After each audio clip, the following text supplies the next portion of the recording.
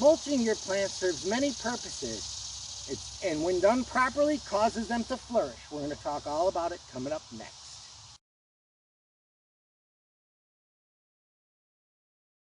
So let's talk about the reasoning behind why you want to mulch. First, let's think about the theory. Behind us, we've got a tree stand here. Trees send out tap roots and the lateral roots. They collect all these nutrients up. They make branches, leaves. The little branches and leaves fall to the ground, decaying over the winter, helping to feed the soil for the following season and ongoing. In the field, the same thing happens. Grasses, wildflowers, everything growing falls to the ground, starts to decay, feeding the soil in a thatch layer on an ongoing basis the following season. It also helps to protect the soil. Soil is living. There's microbiology, insects. You see the chickens are digging here, adding some fertility as well. But you want to keep that soil life healthy, as that's what's going to help to get your plants fed. Now let's talk about the benefits of mulching. We've already talked about how nature works. Now we're using the wood chips. And the wood chips that come from trees, we get a diverse amount of wood chips. We get them from the county electric, who does not spray around the power lines, and they have to cut them and maintain them. So we get all different kinds of trees that have a diverse nutrient base in them. As this is breaking down, it's feeding the soil.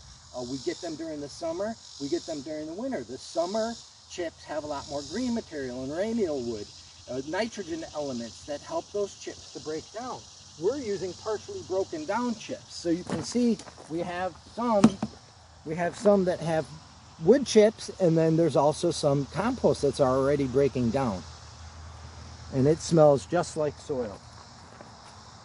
So as the chips are breaking down, they're feeding the soil.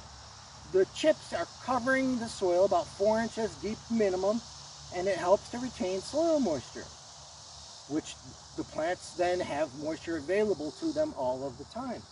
They also help to condition the soil. We have very clay soil here, and as the chips are breaking down, that smaller particulate starts to percolate down into the clay, keeping it from binding up, and then helps it to some organic matter. It's helping it to retain some moisture, not just sitting on top of it, because clay particulate is very small and binds, and water has a hard time to permeate through it. So we want to mulch out to the drip line of the plant. This is the crown. You got end to end is the drip line, how wide the crown is. The roots are going to go out there and beyond, so we want to mulch around the drip line of the plant and further, so that soil is being conditioned to where the roots are going to grow to, helping it to stay healthy, vigorous, and green, and going to produce the best amount of fruit for you. So if you haven't done so, go out there and mulch all your plants 4 inches deep. You can mulch if you're growing an orchard and some fruit production where trees are going to need more nutrients than just the tree that's producing leaves. Mulch it deeper. That's all. You don't have to get up against the trunk of the tree. You see a lot of times in commercial places, they make a volcano up against the trunk of the tree. That doesn't happen naturally in nature, so I wouldn't suggest it. You could get rot around the bark there, and if the bark rots all the way around the tree, it basically girdles it and can even kill it.